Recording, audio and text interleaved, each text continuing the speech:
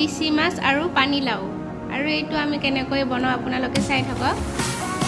এতিয়া মাছখিনি আগতে কাটি লোৱা আছিলে, সেইখিনি ভালকৈ ধুই লৈছে। এতিয়া লাওটো এতিয়া আমি কাটি ল'ম।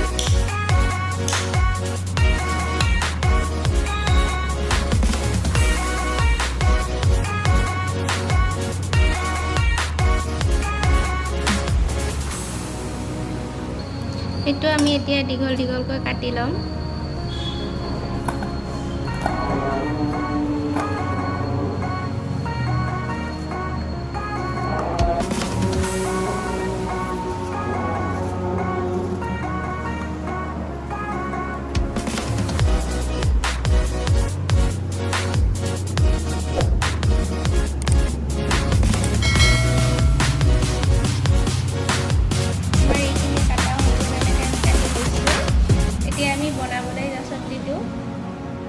আমি লাওখিনি ভালকৈ ধুই ল'লোঁ।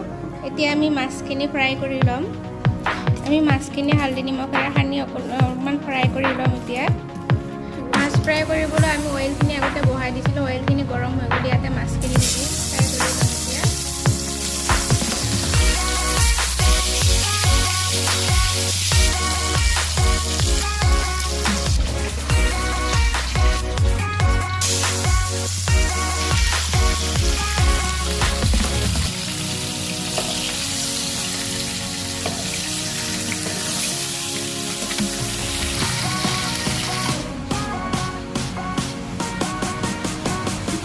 এতিয়া ইয়াতে মাছখিনি গোটেইখিনি ভালকৈ ফ্ৰাই কৰি লৈছোঁ।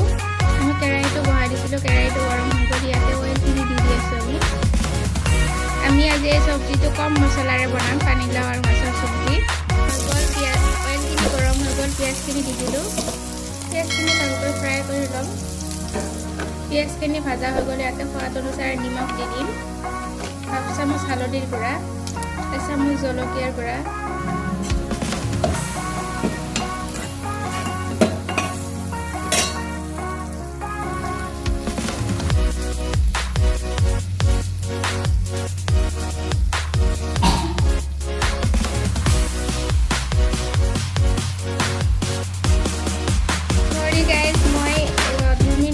ক'ৰবাত গুচি গৈছিলোঁ। এইখিনি এতিয়া দি দিলে চব্জিখিনি, মছলাখিনি। এতিয়া আমি এইখিনি মজাই ল'ম। ইয়াতে আৰু বেলেগ একো দিয়া নাই মছলা, অকণমান জলকীয়াৰ গুড়া, অকণমান হালধিৰ গুড়া আৰু অকণমান ধনিয়াৰ গুড়া দি দিছে, বেলেগ একো দিয়া নাই মছলা। এইখিনি আমি এতিয়া মজাই ল'ম। এতিয়া আমি এইখিনি ঢাকি থৈ দিম, মজিবলৈ দিম 5 মিনিটমান। আমাৰ পানীলাওখিনি মজা হৈ গ'ল, খাব পাৰে আপোনালোকে। এতিয়া আমি ইয়াতে পানী দিম।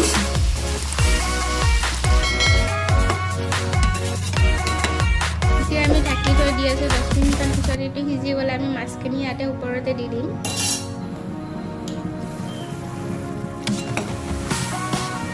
আমাৰ পানীলাওটো প্ৰায় সিজি গ'ল, ইয়াতে আমি মাছখিনি ওপৰত দি দিছোঁ। আমি এইখিনি ঢাকনি আৰু 10 মিনিটমান হ'বলৈ দিম। আমাৰ আঞ্জাখিনি হৈ গ'ল। এতিয়া আমি ধনিয়া পাতখিনি ওপৰত দি দিম। ধনিয়া পাতখিনি দি দিলোঁ।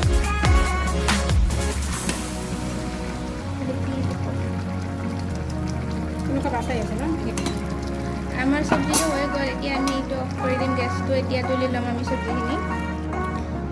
আপোনালোকে চাব পাৰে আমাৰ কম মছলাৰ পানীলাও আৰু মাছৰ ৰেচিপি হৈ গ'ল। এইটো এনেকৈ আপোনালোকে বনাই খাই চাব, বহুত টেষ্টি হয় এনেকৈ কম মছলাৰে চব্জি। প্লিজ যদি আপোনালোকৰ আমাৰ ভিডিঅ'টো ভাল লাগিছে তেতিয়াহ'লে চেনেলটো লাইক, শ্বেয়াৰ, ছাবস্ক্ৰাইব কৰিব প্লিজ।